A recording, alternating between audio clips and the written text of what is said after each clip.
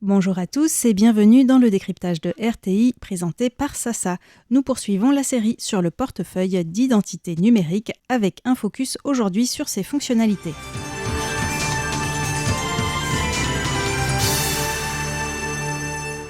Jeudi dernier, dans le premier épisode, nous avons parlé de la suspension du projet de carte d'identité à puce par le ministère de l'Intérieur en 2021 en raison des lacunes en matière de confidentialité et de sécurité des données, alors que ces cartes étaient censées devenir obligatoires. Après ce projet avorté, l'identité numérique est renée de ses cendres en 2025. Cette fois-ci, le projet est porté par le ministère du Numérique sous une forme différente.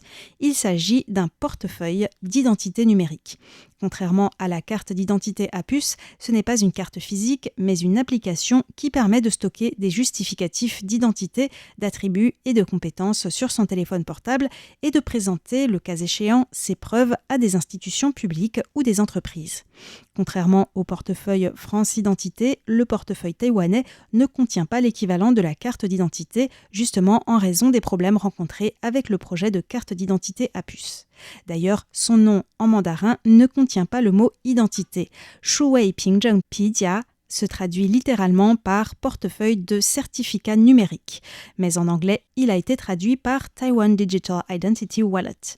Dans les faits, il peut permettre de prouver son identité, par exemple pour retirer un colis tout en restant anonyme. Ces portefeuilles d'identité numérique sont une tendance que l'on observe au niveau international. Les grandes entreprises du numérique ont tout d'abord lancé des portefeuilles permettant de réunir des cartes de paiement, des billets et parfois des pièces d'identité. Puis des organisations telles que la Banque mondiale, le Programme des Nations unies pour le développement, le Forum économique mondial et des ONG internationales ont commencé à promouvoir l'adoption de portefeuilles gouvernementaux au motif que cela facilite l'accès aux services de base et stimule l'économie numérique. L'Inde, l'Ukraine, l'Union européenne et l'Australie sont parmi les pionniers. Certains États des États-Unis coopèrent quant à eux avec Apple ou Google Wallet pour la mise en place de ces portefeuilles. Mais Taïwan n'est pas en reste. C'est un outil sûr et pratique, affirme Hao En, représentant du ministère du Numérique. Il s'exprimait en mai dernier lors du sommet GovZero à Taipei. Selon lui, il serait plus sécurisé de stocker ses documents officiels tels que son permis de conduire dans ce portefeuille virtuel sur son téléphone que dans un portefeuille traditionnel. L'application a été lancée fin 2025, moins de 2 ans après le début de son développement. Selon Denken, ingénieur consultant auprès du ministère, en 6 mois, le portefeuille d'identité numérique a déjà été téléchargé par environ 100 000 Taïwanais. Les 2 fonctionnalités les plus utilisées à ce stade sont la location de voitures et surtout le retrait de colis en magasin de proximité. Le ministère collabore en effet avec plusieurs chaînes de supérettes pour que le retrait des colis prépayés puisse se faire sans avoir à montrer sa carte d'identité physique. L'application permet d'émettre un QR code personnel qui est scanné par la supérette pour prouver qu'il s'agit bien de la bonne personne. Hao En insiste sur le fait que cela évite de révéler au vendeur son identité. Une protection de la vie privée vis-à-vis du vendeur, mais certaines informations sont-elles transmises au gouvernement lorsque l'on utilise ce portefeuille? Hao En se veut rassurant. Avant le projet de portefeuille numérique taïwanais, nous avons fait des recherches sur l'eIDAS, le règlement européen qui encadre l'identification électronique et les services de confiance numérique et d'autres normes internationales. Ce qui est important à nos yeux, c'est que cette identité numérique soit délivrée par le gouvernement, mais que les données ne soient pas stockées dans une base de données centralisée et que cela puisse être vérifié par l'émetteur. Nous verrons tout au long de cette série que le ministère du Numérique s'est efforcé de mettre en place une architecture technique décentralisée, mais qu'il reste encore des points de préoccupation. Tout d'abord, essayons de comprendre comment ça marche une fois qu'on a téléchargé l'application sur son téléphone avec les explications de Denken. Pour commencer, votre opérateur télécom vérifie que vous êtes bien le titulaire de votre numéro de téléphone en vous envoyant une vérification par SMS ou en vérifiant votre identifiant mobile. C'est assez simple. Pour le permis de conduire numérique, il faut faire une demande de certificat de personne physique en vous rendant au guichet du ministère de l'Intérieur. C'est compliqué. Vous obtenez alors une carte à puce que vous pouvez utiliser pour accéder au site web qui gère les permis de conduire. Ensuite, vous pouvez enregistrer votre permis sur votre téléphone. C'est la raison pour laquelle ce service n'est pas encore très utilisé. Le ministère planche actuellement sur une méthode qui permettrait de simplifier la procédure.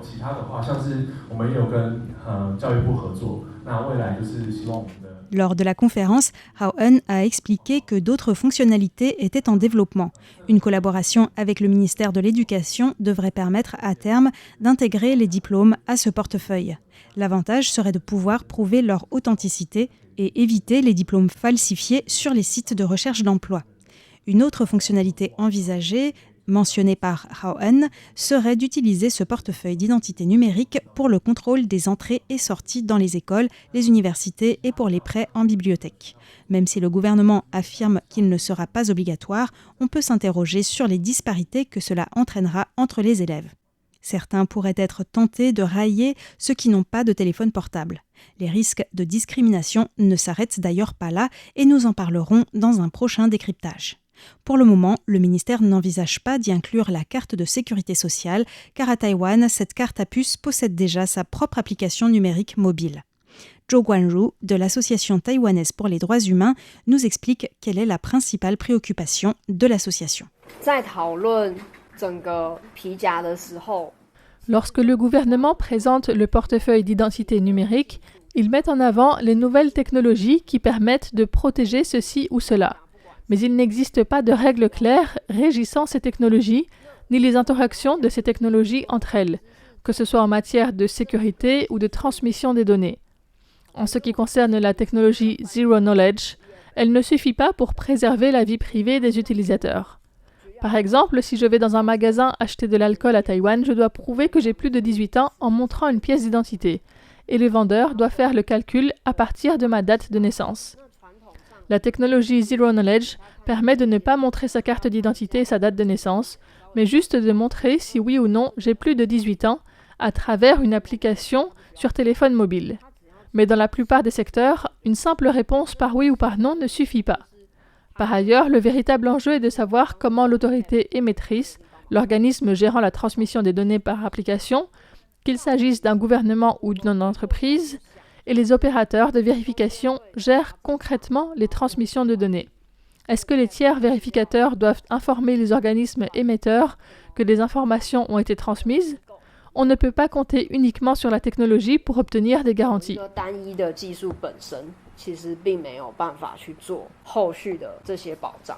Selon Zhou Guanru, le ministère du numérique craint peut-être qu'un cadre juridique ne complique ou ne ralentisse la mise en œuvre de ce portefeuille.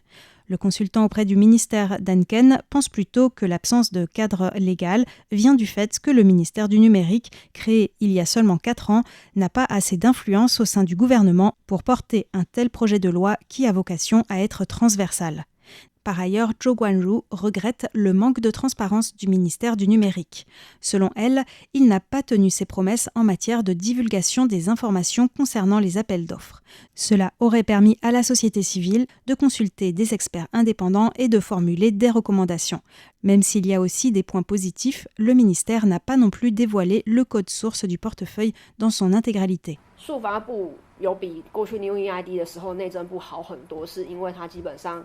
Avec le ministère du numérique, c'est mieux qu'à l'époque du projet de carte à puce du ministère de l'Intérieur, parce qu'il y a beaucoup plus de réunions d'information auxquelles on peut participer.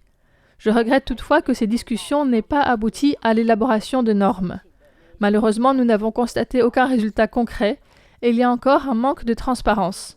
Les informations disponibles sur le site du ministère relèvent de la promotion et non pas de résultats réels. Aucune norme ni directive n'a été élaborée selon nos recommandations et c'est regrettable. Pourtant, comme l'a souligné tout à l'heure Hao En du ministère du numérique, Taïwan a fait des recherches approfondies sur l'e-IDAS, le règlement européen qui encadre le portefeuille d'identité numérique. Malgré les critiques de certains spécialistes sur ces potentielles failles, l'UE a adopté un cadre juridique avant que les portefeuilles ne soient lancés dans les différents États membres.